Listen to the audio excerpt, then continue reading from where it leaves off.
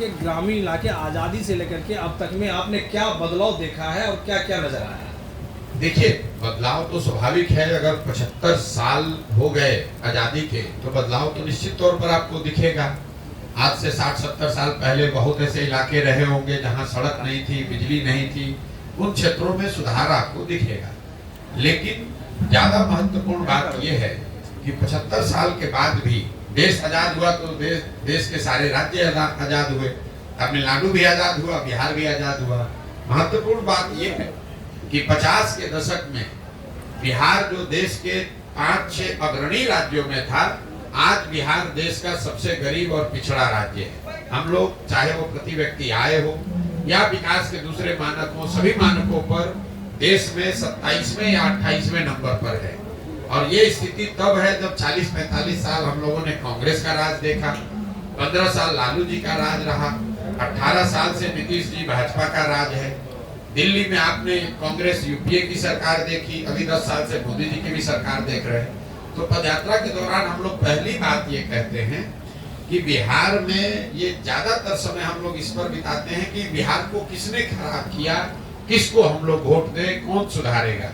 जबकि मूल बात यह है कि अगर आप एक बार को मान लें कि जिसने भी बिहार में शासन किया, उसने जो काम किया या करने का दावा कर रहा है, सब बात को अगर सही मान भी लिया जाए तो भी इस सच्चाई से कोई इनकार नहीं कर सकता है कि बिहार आज देश का सबसे गरीब, पिछड़ा, अशिक्षित, भुखमरी, बेरोजगारी वाला राज्य है। तो ये कहीं ना कहीं आपको बताता है कि जिस रास्ते पर हम लोग पिछले 40-50 साल से चलकर आ रहे हैं, उस रास्ते पर चलकर तो बिहार का सुधार होने वाला नहीं है। चाहे आप लालू जी को जिता दीजिए, नीतीश को जिताइए, मोदी को जिताइए, प्रशांत किशोर को जिता दीजिए, जब तक समाज के स्तर पर जिनकी जिंदगी, जिनके बच्चों की जिंदगी सबसे ज्यादा प्रभावित है, जब तक उनके स्तर पर सुधार नहीं होगा, जब तक उनकी सोच में परिवर्तन नहीं आएगा, तब तक बिहार में आमूलचूल परिवर्तन नहीं आ सकता है।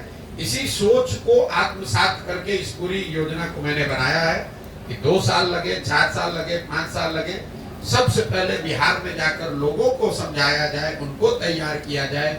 जब उनके बात समझ में आएगी तभी कोई बड़ा परिवर्तन आप देख पाएंगे। देश भर के बड़े बड़े राजनीतिज्ञ अभी मैं देख रहा हूँ कि बीजेपी में बिल्कुल कहीं न कहीं मलाई मारने के लिए चले जा रहे हैं। ऐसे में आप कितना अच्छा महसूस करेंगे, कितना रिलैक्स फील करेंगे सरकार में आ जाते हैं तो? नहीं, सवाल क्या है आपका हम समझ नहीं पाए। भाई, जो राजनीति करता है वो तो हवा का रुख जिधर होता है, ज्यादातर लोग हवा के रुख के साथ चलने वाले ही होते हैं। हवा के रुख के विपरीत या धारा के विपरीत चलने वाले लोगों की संख्या तो हमेशा कम रहेगी। तो अभी अगर देश में हवा का रुख लोकसभा के चुनाव के नजरिए से भाजपा या एनडीए के पक्ष में दिख रहा है, तो स्वाभाविक तौर पर जितनी चिड़िया उड़ कर जाने वाली है उसी दिशा में भागेगी जिस साइड की हवा का रुख हो। इसमें कोई नई बात तो है नहीं। मेरा सवाल ये है कि देश भर में सीएए लागू हुआ है, अब इस पर सियासत तेज होगी, इस पर आपका क्या कहना है? भैया, आज से 3 साल पहले जब पहली बार सीए एनआरसी की चर्चा हुई, तब मैं नीतीश जी के साथ था और इसी मुद्दे पर नीतीश कुमार ने उस समय लोगों से, दल के साथियों से धोखा करके भाजपा के साथ मिलकर इस बिल को लाने में, इसके प्रावधान को देश में लागू कराने के पक्ष में वोट दिया था। तब मैंने खुलकर दल में रहते हुए विरोध किया, उनके दल को छोड़ा और मैं बिल्कुल ही इस पूरी परिकल्पना के, इस अध्यादेश के, इस कानून के विरोध में हूँ। इसलिए नहीं कि इसमें मुसलमान का क्या होगा, हिंदू का क्या होगा, भाजपा क्या कह रही है, विपक्षी दल क्या कह रहे हैं।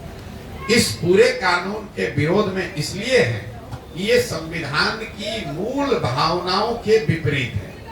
जो इस देश के फाउंडिंग फादर्स हैं, जिन लोगों ने इस देश को बनाया, जिन लोगों ने संविधान को बनाया, उन्होंने इस बात को तय किया कि जाति, धर्म, वर्ग के आधार पर किसी भी तरह का भेदभाव नहीं किया जाएगा। तो जैसे ही आप नागरिकता को धर्म से जोड़ेंगे, चाहे आपकी मंशा ठीक हो या खराब हो, अलग विवाद का मामला है, बहस का मुद्दा है, लेकिन आप संविधान की या इस देश को बनाने वालों की जो मूल भावना है उसका अनादर कर रहे हैं। इसलिए मैं सीए के खिलाफ में पहले भी था, आज भी हूं और आगे भी रहूंगा। मैं कुंदन हूँ दैनिक जागरण से। मेरा एक सवाल है कि चिराग पासवान को लेकर भाई ये संशय खत्म हो चुका कि वो एनडीए में हो, एनडीए के लिए इतना महत्वपूर्ण कैसे है चिराग? अब ये तो जाकर एनडीए वालों से पूछिए कैसे महत्वपूर्ण। देखिए,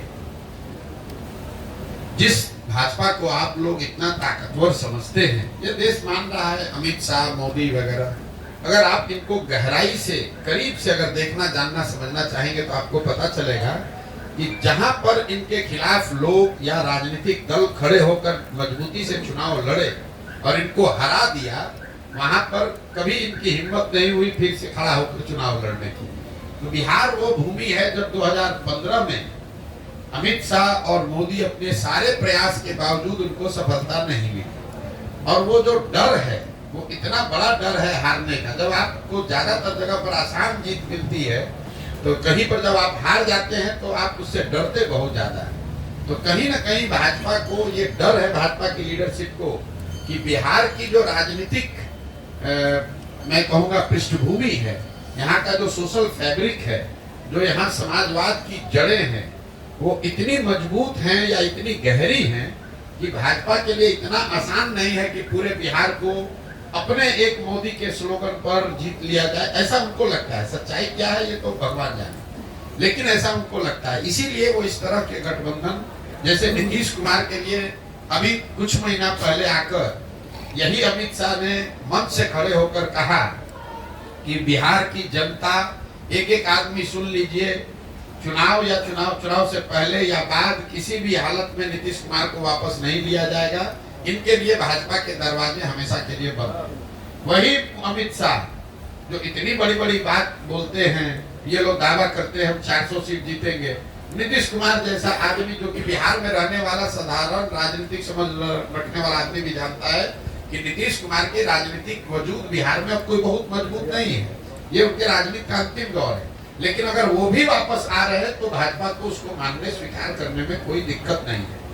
तो ये इसकी वजह यह है कि बिहार की राजनीतिक भूमि को भाजपा इतना आसान मानती नहीं है। चाहे वो चिराग हो, उपेंद्र कुशवाहा हो, मांझी हो, नीतीश हो, चाहते हैं कि जितने लोगों को साथ में रखे ताकि ये खतरा ना हो कि कहीं 40 में 2-4-5 सीट का नुकसान हो जाए।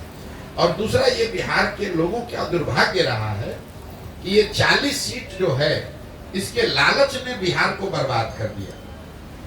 विश्व के स्तर पर अफ्रीका के बारे में एक बात कही जाती है कि अफ्रीका के जिन देशों में बहुत ज्यादा खनिज है, वहां पर सबसे ज्यादा गरीबी है।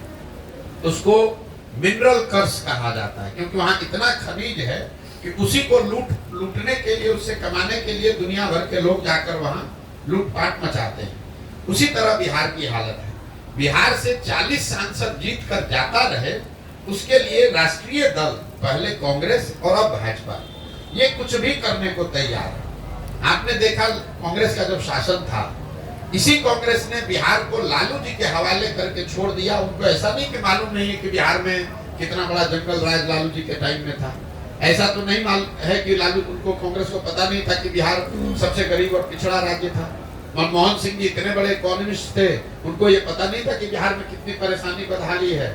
इसके बावजूद उन लोगों ने लालू जी को अपने कंधे पर बैठा कर रखा, क्योंकि वो चाहते थे कि बिहार से 20, 25, 30 सांसद जीतकर यूपीए की सरकार को मदद करते रहे। तो जो काम कांग्रेस ने लालू जी के साथ किया, वही काम आज भाजपा नीतीश के साथ कर रही है कि नीतीश को साथ में रखो, चिराग को साथ में रखो, इन लोगों की मदद से 30-35 सांसद हम लोग का जीत कर जाता रहे। उसके बाद बिहार में जो होता रहे उससे कोई दिक्कत नहीं। बिहार के पूरे बच्चे मजदूर बने रहे, कोई दिक्कत नहीं है। बिहार में गरीबी बदहाली हो, कोई दिक्कत नहीं हो। बिहार के बच्चे जब गुजरात जाए तो उसको बिहारी कहकर उसका मजाक उड़ाए, गाली दे, लेकिन बिहार से 35-40 सांसद हम लोग का जीत कर जाता रहे। ये जो सोच है, ये जो लालच है, यही इन चीजों को कराता है। बिहार के चुनाव में आपकी क्या भूमिका रहेगी? जी, लोकसभा चुनाव में क्या भूमिका होगी? मेरी कोई भूमिका नहीं है। हमारी भूमिका हमने तय की हुई। हमारी भूमिका बिहार में समाज के स्तर पर काम करने की है। मैंने आपको पहले बताया, हमारा लक्ष्य पहले से निर्धारित है। इन 3 उद्देश्यों के लिए ही आने वाले समय में 1 बरस लगे, 10 बरस लगे, मुझे कोई जल्दी नहीं है, मुझे कोई चुनाव से मतलब नहीं है। जब दल बन जाएगा, पूरे राज्य में हम पदयात्रा कर लें, लोगों से बात कर ले, यहाँ के सुधार की योजना बना ले, दल बन जाए, उसके बाद चाहे मुखिया का चुनाव होगा कि लोकसभा का चुनाव, सब चुनाव लड़ेंगे। ऐसा नहीं है कि हम चुनाव लड़ना भूल गए, लेकिन हमने अपने 10-15 साल के अनुभव के आधार पर ये पाया कि सिर्फ चुनाव जीतने से, दलों को जिताने से आप समाज को बदल नहीं सकते। हम जनसुराज में क्या कर रहे हैं, कर पाएंगे, तो बात की बात है। 2015 में तो हमने महागठबंधन के साथ बिहार जीत लिया था। 7 निश्चय का कार्यक्रम भी मैंने बनवाया, बिहार विकास मिशन की परिकल्पना भी बनवाई, लेकिन उससे बिहार नहीं सुधरा। कई राज्यों में हमने सरकार बनाने में अपना कंधा लगाया है, लेकिन हम ये दावा नहीं कर सकते हैं कि उन राज्यों में अच्छी सरकार चल रही है। इसलिए मैंने उस काम को छोड़ दिया और अब तय किया है कि नहीं, अगर भगवान ने मुझे कुछ शक्ति, बुद्धि, साधन, व्यवस्था दिया है, तो मुझे इस शक्ति का, मुझे इस बुद्धि का प्रयोग समाज के बेहतरी के लिए करना है, दल और नेताओं के बेहतरी के लिए नहीं करना है। काम हम वही कर रहे हैं जो पहले कर रहे थे। ये आपको लग रहा है कि हम कोई काम छोड़ दिए, पहले हम यही काम दल और नेता के लिए कर रहे थे। उनको बता रहे थे कि आप अपने दल का संगठन कैसे मजबूत कीजिए, अपने आप को संगठित कैसे कीजिए, प्रत्याशियों का चुनाव कैसे कीजिए, किन मुद्दों पर प्रचार कीजिए, किन मुद्दों पर जनता को आश्वासन दीजिए। वही काम आज भी कर रहे हैं। फर्क बस इतना है कि पहले ये दल और नेता के लिए कर रहे थे, अब ये बिहार की जनता के लिए कर रहे हैं। तो चूंकि संख्या बड़ी है, इसलिए आपको लग रहा है तो बड़ा क्योटिक है, लेकिन काम यही कर रहे हैं। जाकर गांव-गांव लोगों को बता रहे हैं कि आप अपने बीच से कैसे लोगों को चुनकर निकाल सकते हैं, कैसे संगठित हो सकते हैं, कैसे अपने बच्चों के लिए एक नई व्यवस्था बना सकते हैं। और वो करने में मैं या जनसुराज आपकी मदद करेंगे, सहयोग करेंगे, सलाह देंगे, आपका हाथ पकड़ के आपको बढ़ाएंगे। आप आइए, साथ मिलकर ये व्यवस्था बनाएंगे। 75% जो आरक्षण नीतीश जी के द्वारा दिया गया, इस आरक्षण को आप किस नजरिए से देखते हैं, इससे क्या लाभ? देखिए, ऐसा है, आरक्षण को लेकर इस देश में को बनाने वाले लोगों ने संविधान में एक व्यवस्था बनाई। उन्होंने ये अध्ययन करके अपनी सामाजिक राजनीतिक समझ के आधार पर ये तय किया कि समाज के वो वर्ग जो सदियों से शिक्षा या सामाजिक कारणों से पीछे रह गए, उनको प्रोएक्टिवली मदद करके आगे बढ़ाया जाए। उसमें एक समय सीमा भी तय की गई कि कितने वर्ष तक ये आरक्षण रहेगा, लेकिन उसमें ये भी तय किया गया कि ये मानकर ये किया गया कि उतने दिन में वो जो समाज के पिछड़े वर्ग है वो सामान्य वर्ग के बराबर हो जाएंगे। तो आरक्षण बना रहना चाहिए, बिल्कुल इसके पक्ष में है। तब तक बना रहना चाहिए जब तक वो वर्ग जो जिनको वंचित या पिछड़ा माना जा रहा है वो सामान्य वर्गों के बराबर न हो जाए, शैक्षणिक, सामाजिक और आर्थिक नजरिए से। तीसरा, आपने कहा कि जो आरक्षण बढ़ाया घटाया, ये तो लालू, नीतीश जैसे जो नेता हैं आरक्षण का विशुद्ध प्रयोग अपने राजनीतिक हित के लिए करते हैं। मैं आपको एक आंकड़ा दे देता हूं। बिहार में टोटल लोग जो सरकारी नौकरी में हैं, चपरासी से लेकर मुख्य सचिव तक, कॉन्ट्रेक्चुअल एम्प्लॉय भी अगर जोड़ दीजिएगा तो टोटल 1.57% लोग ही सरकारी नौकरियों में हैं। इसको याद रखिए, 13 करोड़ की आबादी है जिसमें करीब 1.5% लोग सरकारी नौकरी में हैं। अब आप आरक्षण 1.5% में चाहे 65 कर दीजिए या 80 कर दीजिए या 100 में 100 कर दीजिए, मान लीजिए कि आपने 100 में 100% भी रिजर्व कर दिया, तो भी समाज का 98.5% आदमी को तो इसका कोई फायदा नहीं है। यही वजह है कि आप देख रहे हैं कि सरकारी नौकरियों में आरक्षण के प्रावधान के बावजूद जो अभी जातीय जनगणना हुआ उसमें क्या निकल के आया कि जो जातियां, जो समाज आज से 30 साल पहले सबसे पीछे थे, आज भी वो वहीं के वहीं खड़े हैं। उनका सुधार सिर्फ नौकरियों में आरक्षण से नहीं होगा। जब तक आप उनके बच्चों को पढ़ने की व्यवस्था नहीं करेंगे, जब तक आप उनको खेती के लिए जमीन नहीं देंगे, जब तक आप उनको रोजी रोजगार के लिए पैसा पूंजी नहीं देंगे, तब तक सिर्फ सरकारी नौकरियों में आरक्षण को फेर बदल करके आप समाज के बड़े वर्ग को नारा उससे लगवा सकते हैं, उसका वोट ले सकते हैं, लेकिन उसका भला नहीं कर सकते। मैं हमेशा कहता हूं कि लालू जी ने सामाजिक न्याय के नाम पर जो काम किया है, गरीबों को, वंचितों को आवाज दिया, ऐसा उनका दावा है और इस बात के लिए लालू जी का सम्मान होना चाहिए। मैं रोज मन से कहता हूं कि लालू जी का इस बात के लिए सम्मान होना चाहिए कि लालू जी के प्रयास से समाज के कई समाज वर्गों को आवाज मिली, सम्मान मिला, हिम्मत मिला, बल मिला। लेकिन लालू जी ने जिन वर्गों को बल दिया, आवाज दिया, उन वर्गों के बच्चों के शिक्षा की व्यवस्था नहीं की, उन वर्गों के लोगों को उन्होंने जमीन नहीं दिया, उन वर्गों के लोग बिजनेस व्यापार कर सके इसके लिए पैसा पूंजी नहीं दिया। ये क्यों नहीं किया? इसलिए कि इन समाज के लोग आवाज पाकर उनके पक्ष में आवाज लगाएं, डंडा लेकर खड़ा हो, उनका झंडा लेकर घूमे, लेकिन अपने बच्चों के लिए कभी कुछ न पा पाए। जीवन भर लालू जी और उनके बच्चों के लिए आवाज लगाते रहे, उनके लिए नारा लगाते रहे। तो ये सामाजिक न्याय का एक पहलू है जिसको आपको हमको समझना है। जहां सामाजिक न्याय में सामाजिक स्वतंत्रता और जो बोल बताते हैं कि हमने आपको आवाज दे दिया, उस बात को काटने की जरूरत नहीं है। लेकिन लालू जी ने किसी वंचित समाज के गांव में, किसी महादलित परिवार के गांव में, पंचायत में स्कूल की व्यवस्था नहीं की। इस पूरे राज्य में लालू जी ने कभी भूमि सुधार की चर्चा नहीं की। इस पूरे राज्य में लालू जी ने कभी कोई ऐसी व्यवस्था नहीं की कि बैंकों से इन गरीब वंचित समाज के लोगों को सस्ते दर पर ऋण मिले ताकि वो रोजी रोजगार कर सके। इसके दो ही वजह हो सकते हैं, या तो लालू जी की इसकी समझ नहीं थी, या फिर लालू जी की राजनीतिक चातुर्यता इतनी है कि इन समाज को आवाज तो दो, लेकिन इनको पढ़ाई मत दो, इनको शिक्षा मत, इनको जमीन मत दो, इनको रोजगार मत दो, ताकि ये जीवन भर भीड़ बनकर मेरा और मेरे बच्चों का झंडा लेकर घूमते रहे, हम राजा बने रहे और ये सब हमारा जय जयकार करने वाली जनता बनी रहे। आगामी लोकसभा आपका समर्थन किसी प्रत्याशी को मिलेगा? किसी को नहीं, मेरा समर्थन किसी को नहीं है, मेरा विरोध किसी को नहीं है। ये जो मैं पूरा अभियान कर रहा हूँ, देखिए पूरे देश में कितनी पार्टियां और दल हैं जो चाहते हैं हम उनकी मदद करें, हम लोकसभा में उनके साथ जुड़ जाएं। हमने इस काम को 2021 में, आज नहीं, 2 मई 2021 को जब बंगाल तमिलनाडु का रिजल्ट आया, उस दिन हमने नेशनल टीवी पर बैठकर घोषणा की कि अब हमको जीवन में काम करना ही नहीं। लेकिन अब पत्रकार है या राजनीतिक टीका टिप्पणी करने वाले लोग, हमको तो ये विश्वास होता नहीं है।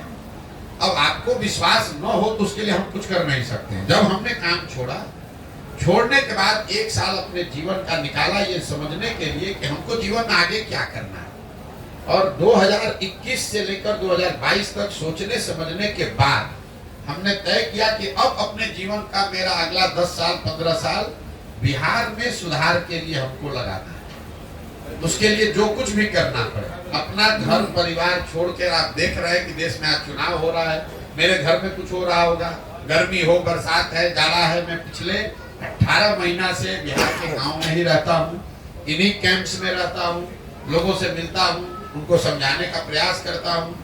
उसमें सफलता मिले न मिले वो बात का बात है, आप उससे सहमत हो सकते हैं, नहीं सहमत हो सकते हैं, लेकिन मैं ये काम पिछले 2 वर्ष से कर रहा हूँ, इस बात से कोई इनकार नहीं कर सकता है। तो मैं हमेशा कहता हूँ कि अगर आप हमारी बात, हमारी कहे हुए बात पर भरोसा मत कीजिए, मेरे कथनी पर मत जाइए, तो मेरे करनी को देखिए, जो मैं कर रहा हूँ उसको देखिए, जांचिए, परखिए, ठीक लगे तो जुड़िए, और न ठीक लगे तो जैसे जीवन चल रहा है चलाइए, हमें कोई दिक्कत नहीं है। जो आपसे प्रभावित है, जो मतदाता आपसे प्रभावित है, वैसे लोग कहाँ वोट करेंगे? जो हमसे प्रभावित है, जो इस सोच से प्रभावित है, वो उन लोगों को वोट करेगा जो समाज में इस बार खड़े होंगे और बेहतर उनकी नजर में होंगे। अब आप ये कह सकते कोई बेहतर ना हो तो क्या करे भाई, उसके लिए नोटा का प्रोविजन है, जाके नोटा दबाओ। इस बार 11 लोकसभा में उतार रहे हैं बिहार में, क्या लगता है? अब भाई ये जाकर ओवैसी साहब से पूछिए कि वो 11 में उतार रहे हैं कि 41 में उतार रहे हैं। हमने आपको कह दिया कि हमको चुनाव से कोई लेना देना नहीं है। हमने जिन उद्देश्यों को लेकर इस अभियान को शुरू किया है, एक चुनाव आए, 10 चुनाव आए, कोई लालच आए, कोई बीच में स्थिति आए, हम इससे हटने वाले नहीं है। बिहार की जनता को जो आश्वासन देकर ये अभियान शुरू किया है कि जब तक पूरा बिहार पैदल न चल लें, जब तक गांव-गांव जाकर लोगों से मिल ना लें, समझ ना लें, उनकी मदद से नया दल न बना लें, तब तक कोई भी राजनीतिक गतिविधि में हमारी कोई भूमिका है नहीं। ये बिहार के लोगों को तय करना है कि वो किसको वोट देना चाहते हैं, किसको नहीं देना चाहते हैं। बिहार में सर आज जो है नीतीश कुमार का मंत्रिमंडल का विस्तार हो रहा है, और क्या लगता है आगामी लोकसभा चुनाव के बाद उनका गठबंधन बना रहेगा या दोबारा विद्रोह? भाई नीतीश कुमार को खुद ही नहीं पता है कि वो कहाँ खड़े हैं और कहाँ 10 दिन के बाद खड़े रहेंगे। पिछले 7 महीना से जब आप लोग उनको प्रधानमंत्री का उम्मीदवार बना रहे थे, इंडिया का संयोजक बना रहे थे, तब भी मैं कह रहा था कि नीतीश कुमार भागने वाले हैं कि वो खिड़की खोल के बैठे हुए भाजपा में भागेंगे, अगर नहीं भागेंगे तो इनको 5 सीट नहीं मिलेगा। जैसे पता चला लोकसभा नजदीक आया, डर के मारे आदमी भागा फिर भाजपा में। अब भाजपा की मदद से जीत जाएंगे कुछ सीट, जीतने के बाद फिर बादशाह बनने लगेंगे कि अब हमसे ज्यादा पॉपुलर कोई नेता नहीं है। सच्चाई ये है कि नीतीश कुमार की राजनीतिक पारी का अंत हो गया है, ये अंतिम दौर चल रहा है। जब तक कुर्सी पर हैं 1 महीना 2 महीना साल भर, अगले चुनाव तक हाथ पांव मार लें, समीकरण बना लें। अगला लोग जब विधानसभा का चुनाव होगा तो चाहे वो भाजपा के साथ लड़े कि महागठबंधन के साथ लड़े कि अकेले लड़ जाए, नीतीश कुमार के दल जदयू को ये घोषणा अभी कर देते हैं। लोकसभा के बारे में कहे थे तो भागे डर के मारे, अभी घोषणा कर देते हैं जदयू को 20 सीट नहीं आएगा, चाहे भाजपा के साथ लड़ लें, चाहे मोदी जी आके उनका प्रचार कर दें। और भाजपा वालों को भी चुनौती दे रहे हैं, अगर इनको दम है, अगर भाजपा के नेतृत्व को दम है तो घोषित करे कि नीतीश कुमार अगला मुख्यमंत्री होगा और चुनाव लड़ के दिखा दी विधानसभा में। इनको भी अपनी औकात दिख जाएगी इस बार कि नीतीश कुमार को अपने कंधा पर बैठा के कितना दिन ये लोग बिहार की जनता की आंख में धूल झोंकेंगे। पिछले ही बार बिहार की जनता ने 42 को उतार दिया था, इस बार इतना निश्चय कर देगा कि भाजपा चाहेगी भी तो कुछ नहीं कर सकती है। और मैं फिर से रिपीट कर दे रहा हूँ, किसी भी फॉर्मेशन में नीतीश कुमार लड़े, इनको 20 सीट नहीं आएगा विधानसभा में। भाजपा के साथ लड़े तो, जब फिर से भाग के आरजेडी के साथ लड़े तो, अकेले लड़े तो। और दूसरी बात ये कह देते हैं कि भाजपा को दम नहीं है, भाजपा को दम नहीं है कि ये घोषित कर दे कि अगला चुनाव नीतीश कुमार के चेहरे पर विधानसभा का लड़ा जाएगा। अगर ये घोषित कर देंगे तो उनके समर्थन में हम खड़ा हो जाएंगे, नहीं कर सकता। उनको भी मालूम है कि नीतीश कुमार का नाम अगर घोषित किया तो बिहार का जनता सिरे से साफ कर देगा। नीतीश को तो साफ करेगा, उनको भी कर देगा। इस जिले के बाद जो है अगला जिला कौन सा होगा? और इस जिला के बाद 16 तारीख को अभी तक के कार्यक्रम के हिसाब से मधेपुरा जाएंगे, मधेपुरा के बाद सुपौल, सुपौल से अररिया, किशनगंज, पूर्णिया, उसके बाद कटिहार। और अपना जो है राजनीतिक दल कब तक बन सकता है? अब फिर वही बात, अरे भाई जब पदयात्रा पूरा हो जाएगा तो दल बन जाएगा। इस पदयात्रा का किलोमीटर और दिन निश्चित नहीं है, इसके उद्देश्य निश्चित है, इसका लक्ष्य निश्चित है। वो लक्ष्य को पूरा करने में कभी 20 दिन लगता है। मान लीजिए हम सोच कर आए कि सहरसा में एक काम को 20 दिन में कर लेंगे, लेकिन अगर 24 दिन भी लगेगा तो हमारे लिए ये जरूरी है कि वो काम हो, बजाय इसके कि 20 दिन में जल्दी से पूरा करके मधेपुरा पहुंच जाए। हमारे लिए पदयात्रा कोई किलोमीटर पूरा करने का रिले रेस नहीं है, मैराथन नहीं है। नहीं तो हम देखिए कितने बड़े बेवकूफ है, 18 महीना से चल रहे हैं, अभी आधे बिहार चलता है। यहाँ का नेता लोग 1 महीना में पूरा बिहार का दौरा कर लेता है। राहुल जी 6 महीने में पूरा देश चल दिए, बीच में छुट्टी भी लेते हैं लोग, अमेरिका भी जाते हैं, घर भी जाते हैं। हम घर भी नहीं जाते हैं, कहीं छुट्टी भी नहीं लिए, फिर भी 18 महीने हो गए, अभी आधा बिहार ही कर पाए। इसलिए कि हमारा काम करने का तरीका दूसरा है, हम उनके जितना होशियार नहीं है। अभी तेजस्वी यादव आए, उन्होंने 7 दिन में पूरा बिहार कर दिया। उससे पहले आपने देखा नीतीश कुमार ने 1 महीने में पूरे बिहार का समाधान कर दिया। राहुल जी ने 6 महीने में पूरा देश सुधार दिया। तो भाई हमें उतनी क्षमता नहीं है, हम धीरे चलने वाले कछुआ है, हम धीरे धीरे ही चलेंगे। और हमको अभी पूरा बिहार करने में 1-1.5 साल और लग सकता है। हमको कोई घबराहट नहीं है, 2 बरस लगे, 4 बरस लगे, करना यही है, संकल्पित होकर आए हैं। जब तक बिहार को सुधारने के लिए ये व्यवस्था न बना ले तब तक पीछे हटने वाले नहीं है। दुनिया में कोई प्राथमिकता नहीं है, हमारे लिए एक ही प्राथमिकता है, आने वाले कुछ वर्षों में बिहार को सुधारने की व्यवस्था बनाई जाएगी। बहुत बहुत धन्यवाद। सर एक युवाओं के लिए